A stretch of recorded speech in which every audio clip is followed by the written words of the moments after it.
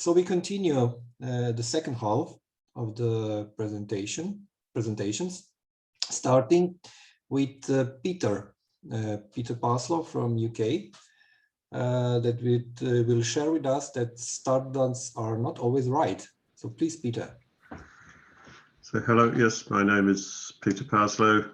I am from the UK, but I'm sharing in a sense more on the basis of being the convener of TC211's program management group.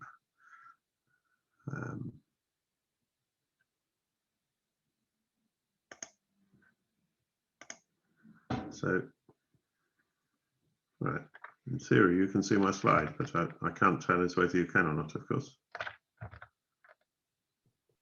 No slide yet. Nothing seen yet. I have to find Zoom again somewhere on this computer.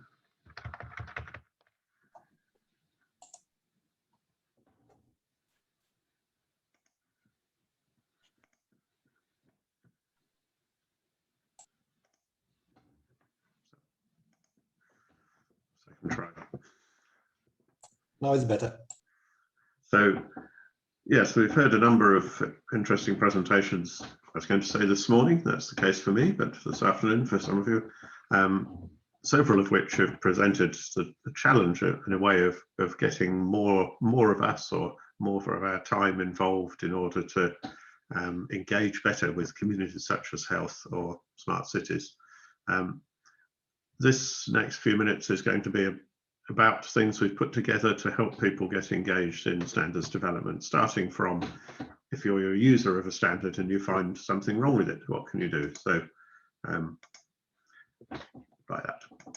So what we've always had, or it's longer than I've been involved, is what we've called a standards tracker, but recognizing that GitHub is a useful technology that a lot of particularly software developers, but also others use for collaborative working.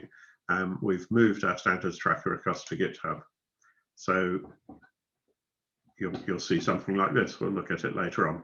So the top part here is standard GitHub stuff, and then a brief introduction if you go to that URL there. I'd like to thank particularly Greg Bowler of OGC, who did a lot of the work to make this happen, Knut Jetland, more involved with ISO TC211, who really did a lot to design how this looks in GitHub, how to make use of it. So Greg particularly migrated everything across.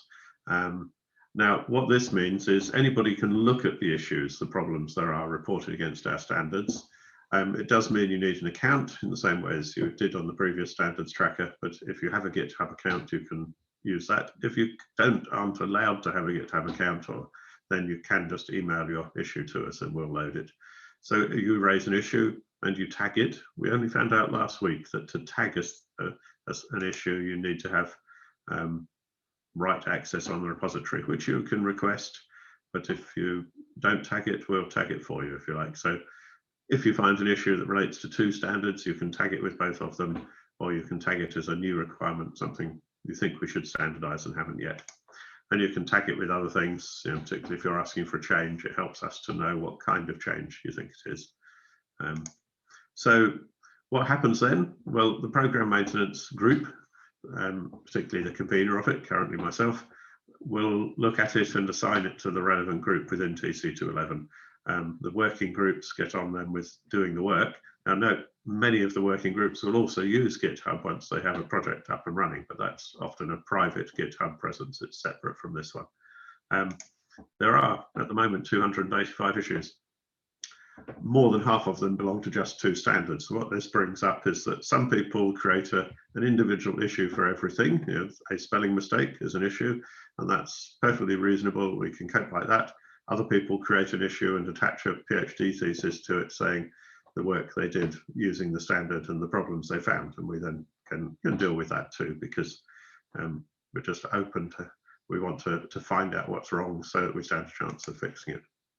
So in GitHub, this is a snapshot taken a couple of weeks ago. The working groups will each have a project, and you'll see on the left there the 5 issues that are assigned to working group 4, and they'll use that as part of their agenda in their working group meeting to say, right, is it time to fix this? Are there enough of these relating to the same standard, 19116? that it's worth initiating a revision. And then anything that's got a current project will sit in here, and so on. So quick tour. And now, can I make this share something different? I suspect you're not seeing what I'm looking at anymore. Apologies. Didn't think that bit through well enough. So what I'll show in here briefly, we've had a new issue raised yesterday, suggesting that in 19103 we need to improve what it says about code lists, because the good practice in the world has changed. So the person who posted it, thank you Heidi, put in a description of what she sees as the issue. I've put in my thoughts, and as yet it's not assigned, but if you have the right permission, we can say, right, this relates to 19103, so we'll tag it with 19103 and so on. So I won't show you a lot of work in there. If GitHub is familiar because you're a developer of any sort, then that will all be familiar to you. And I realize I've done all that without clicking the share. Apologies.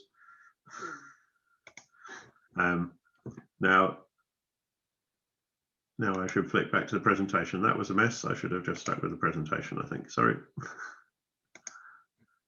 But if you're unfamiliar with GitHub, it is really just a website. And you know, like many websites, you click on links, you find your way around. And if you're finding it difficult to use, then do get in touch via the Secretariat. We have, for example, found out only last week that you do need write access to the repository to tag things, but any GitHub user can create an issue.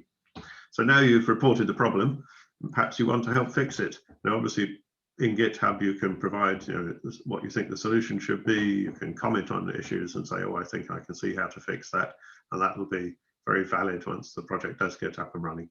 But what we've also done is to put together a good practice guide, which is designed to help people who want to get more involved. So if you are a member of a national committee or a national chair particularly, this hopefully is something you can point to your committee members at and say, look, get involved in TC211. It's not as hard as you might think. Here's how they work. Or if you're not involved at all yet, this is on our website there. And the idea is it's an introduction to how we work, who we are, who does what, how they do it. So thanks to Mats for putting all this information together on our website. So it includes these sorts of things. What are the different roles? Like any organization, we've got our language and our quirks. All this description fits into the ISO directives, the rules that tell us how we have to work. But sometimes there are little adjustments and changes or just specific things that we do in TC211. So if you're involved in a standards project, it goes through a lot of stages. If you're in the project team, you'll see most of the work up here is in the first half. So although the project might say it's going to run for 2 years or 3 years, expect most of that work to be in the first year. There's a good principle, the more work that's done earlier, the easier the later stages are. Now, this can be reduced. For example, if OGC has done all the preparatory work already, and we've got one of these at the moment, we can come in at the committee draft with just 30-day vote on whether TC211 thinks that OGC standard is appropriate to go forward as an ISO standard, and then it goes out for a public vote. And then after that, it depends if we get any comments from the public on, for example, OGC API features part 2, as is in this 30-day vote at the moment.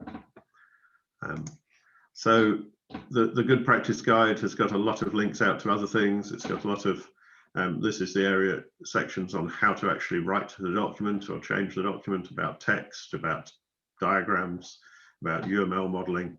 And it pulls together things that we as a committee have created over the last few years to help ourselves and others to work consistently. Now, that of course brings up that even what's good practice will continually evolve and change. So sometimes the committee as a whole, as we said recently, we've decided these are the URI patterns we will use. So we put that into the good practice guide. But it could be that you just uncover something that's not well written, you don't understand it, or there's something else you'd like to be clarified. So there's an email address on there. You can suggest the changes you want to make to our good practice. And what happens then is PMG considers whether we think the suggestion you're making is appropriate. And if we agree it is appropriate, then Mats can change the page. So the whole aim of this is to be clear, useful guide to help people in developing standards. And that was all from me. Thank you, thank you, Peter, for sharing this with the community. So how people can engage with the standards, with production standards, and comments on standards.